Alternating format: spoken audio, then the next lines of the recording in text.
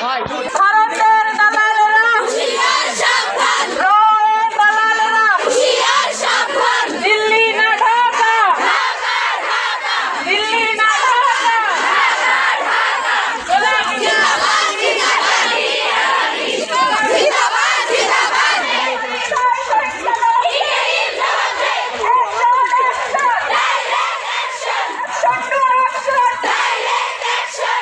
পিছা ভাই পিছা যান ভাই পিছা পিয়াস পিছা ভিডিও করো পিছা ভিডিও করো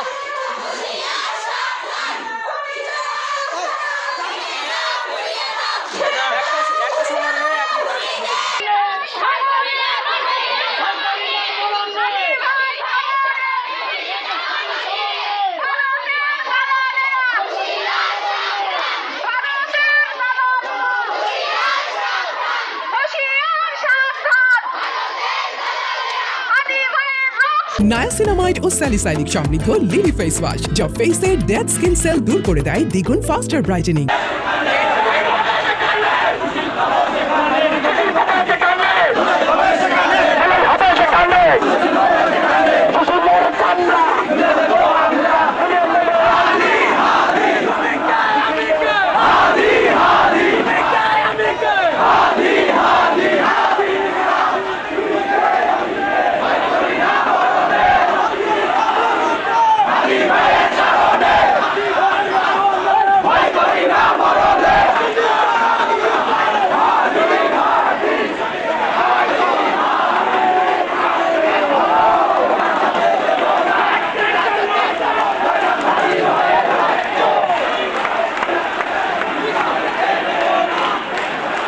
আধিপত্যবাদী এই হাদিকে কেড়ে নিয়েছে, আমাদেরকে সেটা বুঝতে হবে।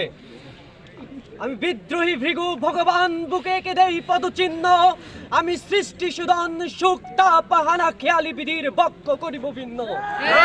আজকে আধিপত্যবাদ সেখানে ভগবান হয়ে দাঁড়িয়েছে।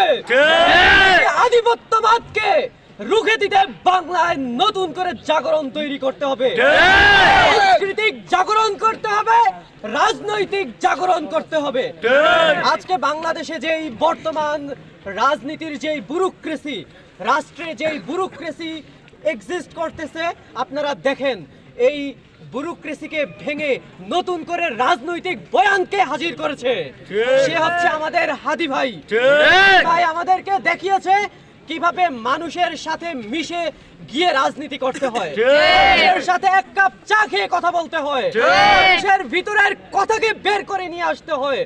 মানুষের ভিতরে থাকা শব্দ আজাদকে রাজনীতির মঞ্চে এনে দাঁড়া করে দিয়েছিল হাদি ভাই।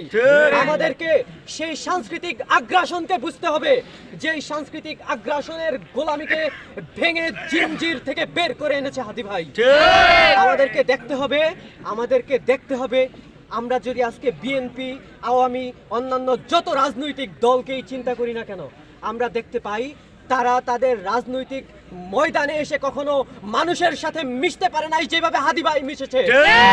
আমরা দেখতে পেয়েছি হাদি ভাই কিভাবে মানুষের সাথে মিশে গিয়েছে, মানুষের আজাদিকে সুউচ্চ করে ধরেছে।